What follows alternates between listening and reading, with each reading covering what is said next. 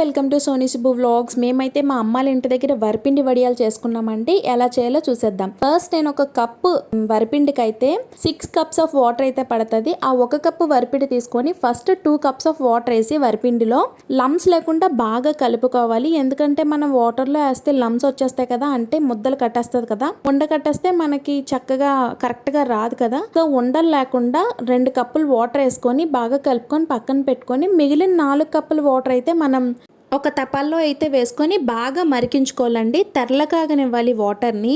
ఈ లోపు మనం అందులో కావాల్సిన కొంచెం మసాలా అయితే రెడీ చేసుకుందాము.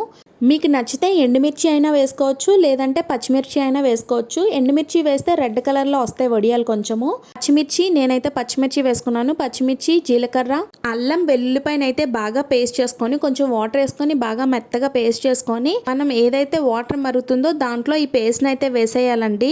మనకి చూసారు కదా ఎలా తెరలకాగుతుందో. దాంట్లో కొంచెం సాల్ట్ కూడా వేసి, సాల్ట్ ఎలాగంటే మనకి పిండి వేసిన తర్వాత చూసుకోవచ్చు కాబట్టి కొంచెం కొంచెంగా వేసుకోండి. ఒకవేళ కానీ ఎక్కువ అయిపోతే మాత్రం వడియాలు చాలా సాల్టీగా ఉంటాయి. వరిపిండి కదా తొందరగా పీల్చేసుకుంటుంది. సో చూసుకొని సాల్ట్ని అయితే వేసుకోండి. నేను చూపించిన విధంగా వాటర్ అయితే మరిగిపోయిన తర్వాత మనం కలిపి పెట్టుకున్న పిండిని అయితే వేసుకొని ఇలాగ ఉండలు లేకుండా అలా తిప్పుతూ ఉండాలండి. లేదంటే కిందన అడుగు పట్టేసి అంటే కొంచెం గూరె స్మెల్ వచ్చేస్తుంది అనమాట. కొంచెం మాడుతున్న స్మెల్ వచ్చేస్తుంది మనకి.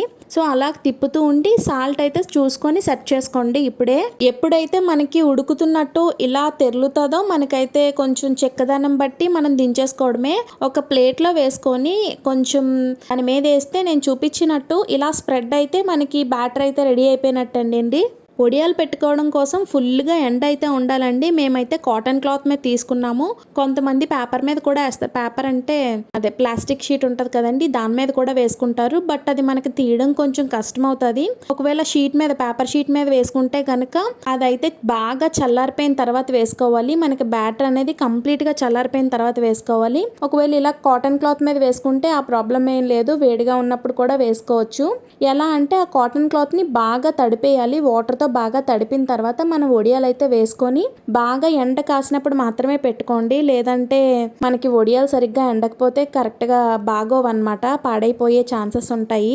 సో ఎండ కాసినప్పుడే వడియాలు పెట్టుకోండి. ఇంతలాగా మరీ ఎందుకు చెప్తున్నానంటే మేము ఇలా వడియాలు పెట్టాము. ఆ రోజు మధ్యాహ్నానికి మాకైతే ఫుల్గా మేఘమేసింది అనమాట. సో సగం ఎండినప్పుడే ఇంకా కిందకి తెచ్చేసి మేమైతే వడియాల్ని తీసేసాము. మనకి ప్లాస్టిక్ షీట్కి పెట్టుకున్నప్పుడు మనకు కొంచెం కష్టం అవుతుంది అంట వడియం తీయడానికి. అదే క్లాత్కి పెట్టినప్పుడు అయితే చాలా ఈజీగా వచ్చేస్తుందండి.